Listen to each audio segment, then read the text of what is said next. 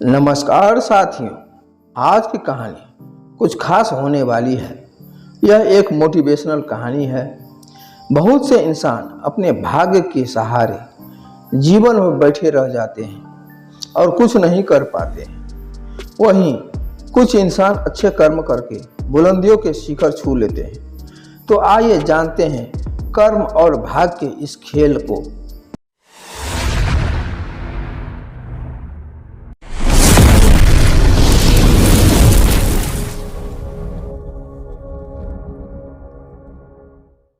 हनुमानगढ़ गांव बहुत ही प्यारा सा गांव था। चारों तरफ हरियाली ही हरियाली, बाग बगीचे, तालाब से संपन्न गांव का नजारा बस देखते ही बनता था।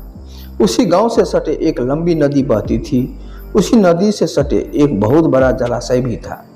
जलाशय में पानी गहरा होता है और अस्थिर भी होता है, इसलिए उसमें हरे हरे काई तथा मछलियों का प्रिय भोजन जलीय सूक्ष्म पौधे उगते हैं। ऐसे स्थान मछलियों को बहुत रास आती है, क्योंकि वहां मछलियों तथा अन्य जल प्राणियों को भरपूर खाने योग्य पदार्थ मिलता है। उस जलाशय में भी नदी से बहुत सी मछलियां आकर रहती थी। खासकर अंडे देने के लिए तो सभी मछलियां उस जलाशय में अवश्य आती थी। वह जलाशय लंबी घास व झाड़ियों से घिरा होने के कारण आसानी से नजर भी नहीं आता था। उसी जलाशय में अन्य मछलियों के साथ साथ 3 मछलियां का झुंड भी रहता था, जो हर पल हर समय एक साथ रहता था। एक साथ रहते हुए भी उनके स्वभाव भिन्न भिन्न थे। उनमें से एक मछली का नाम था ऐना, जो संकट आने के लक्षण मिलते ही तत्काल संकट टालने का उपाय करने में विश्वास रखता था। दूसरे का नाम था कांची। उसका कहना था कि जब संकट आएगा तो देख लेंगे और तभी उससे बचने का यत्न करेंगे। तीसरा था जोहा। जोहा का मानना था कि संकट को टालने या उससे बचने की बात करना बेकार है। करने कराने से कुछ नहीं होता। जो किस्मत में लिखा है वह होकर रहेगा। इसी तरह उन मछलियों का दिन उस जलाशय में बड़े आराम से कट रहा था। एक दिन शाम के समय कुछ मछुआरे नदी में मछलियां पकड़कर घर जा रहे थे। आज बहुत कम मछलियां उन लोगों के जालों में फंसी थी, अतः उनके चेहरे उदास थे। तभी उन्हें झाड़ियों के ऊपर मछलीखोर पक्षियों का झुंड जाता दिखाई दिया। सबकी चोंच में मछलियां दबी थी। वे चौंके।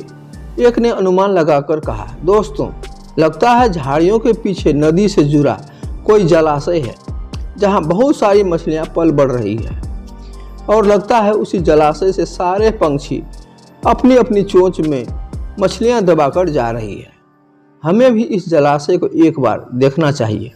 हाँ, चलो देखते हैं, एक ने कहा, और सारे मछुआरे खुश होकर झाड़ियों में से होते हुए जलाशय के तट पर आ निकले और ललचाई नजरों से मछलियों को देखने लगे। एक मछुआरा बोला, अरे वाह, इस जलाशय में तो मछलियां भरी पड़ी है। आज तक हमें इसका पता ही नहीं चल पाया था। यहाँ हमें ढेर सारी मछलियां मिलेगी। दूसरा बोला।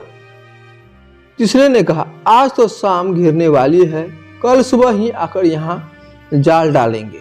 ठीक है भाई, हम लोग कल आएंगे, एक ने कहा। और इस प्रकार मछुआरे दूसरे दिन का कार्यक्रम बना करके चले गए।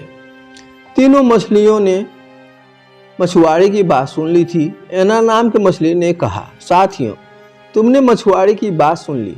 अब हमारा यहाँ रहना खतरे से खाली नहीं है।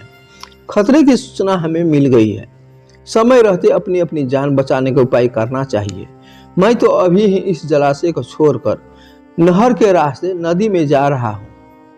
उसके बाद मछुआरे सुबह आए, जाल फेंकें, कुछ भी करें, हमें क्या। तब तक तो हम लोग बहुत दूर अटखेलियां कर रहे होंगे। इस पर कांची मछली बोला, तुम्हें जाना है तो जाओ, मैं तो नहीं आ रहा।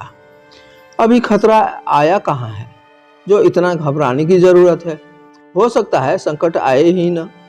उन मछुआरों का यहाँ आने का कार्यक्रम रद्द भी तो हो सकता है।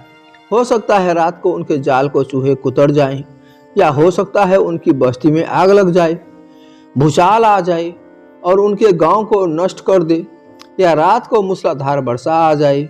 और बाढ़ में उनका गांव को बहाकर ले जाए। कुछ भी हो सकता है, इसलिए उनका आना निश्चित नहीं है। जब वो आएंगे तब की तब सोचेंगे, हो सकता है मैं उनके जाल में ही न फंसूं। तीसरे मछली ने भी जाने से मना करते हुए अपनी भाग्यवादी बात कही, भागने से कुछ नहीं होने वाला है।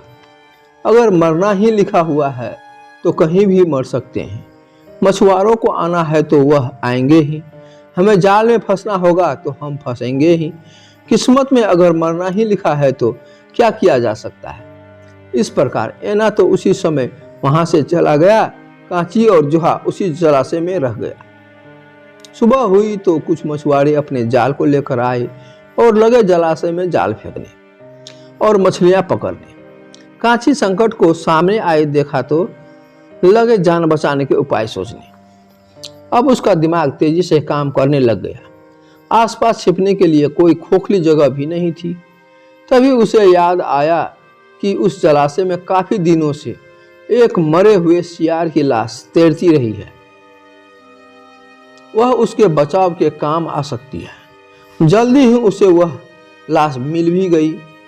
लाश सड़ने लगी थी। कांची मछली सियार के लाश के पेट में घुस गया और सड़ती लाश के संहास अपने ऊपर लपेटकर बाहर निकल आया। कांची सियार के पेट में भी छिप सकता था, मगर कई दिनों से मरे हुए सियार के पेट से इतनी भयानक गंध आ रही थी कि एक पल भी ठहरना मुश्किल था। कुछ ही देर में मछुआरे के जाल में कांची फंस गया। मछुआरे ने अपना जाल खींचा और मछलियों को किनारे पर जाल से उलट दिया। बाकी मछलियां तो तड़पने लगी, परंतु कांची दम साध कर मरी हुई मछली की तरह पड़ी रही। मछुआरे को सरहद का भभका लगा तो मछलियों को देखने लगा। उसने निश्चल पड़ी कांची मछली को उठाया और सूंघा। आखथू, यह तो कई दिनों की मरी मछली है, सड़ चुकी है। ऐसे बड़बड़ाकर बुरा सा मुंह बनाकर उस मछुआरे ने कांची को उसी जलाशय में फेंक दिया। कांची अपनी बुद्धि का प्रयोग कर संकट से बच निकलने में सफल हो गया था। पानी में गिरते ही उसने गोता लगाया और सुरक्षित गहराई में पहुंचकर जान की खैर मनाया।